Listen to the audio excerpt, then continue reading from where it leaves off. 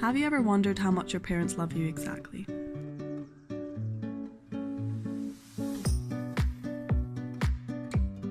Your mum spends 9 months carrying you around, feeding you, tenderly singing you lullabies so that you recognise her voice when you're ready to come out.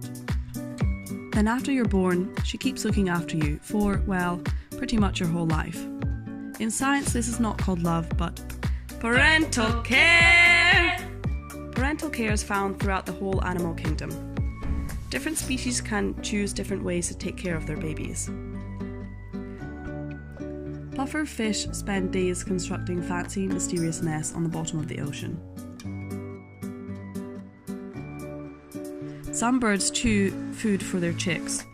That is, they regurgitate it into their mouths.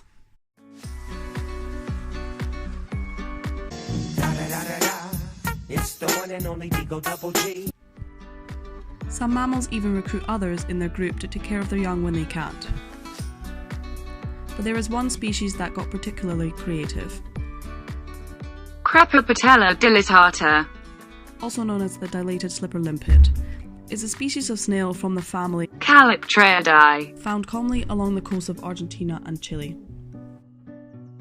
They can be found on rocky shores or attached to mussels from 0 meters up to 60 meters deep. Their shell may make them look like tough little guys, but they're actually very soft on the inside. Gelatinous really, just like strawberry pie. But the most intriguing and mysterious thing about them is their unique reproductive strategy. These limpets produce 2 types of eggs.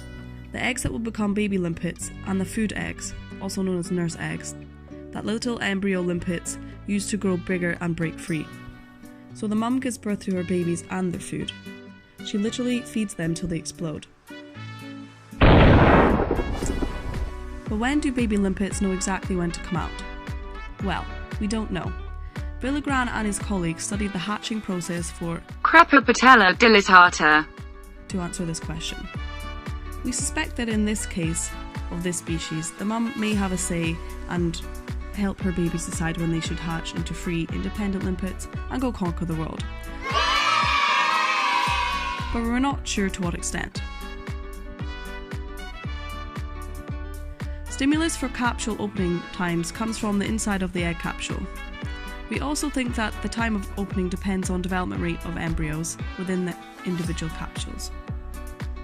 Villegran and his colleagues found that the timing of hatching varied greatly between the capsules, with some taking only 48 hours and others up to 312 hours.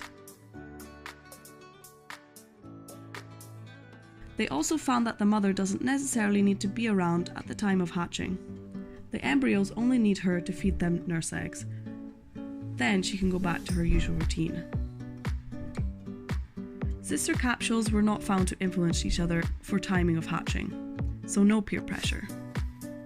The hatching time only depended on how developed the embryos were, and their size depended on how many nurse eggs were available for them to eat. Whether the mother somehow coordinates the hatching process is still unclear.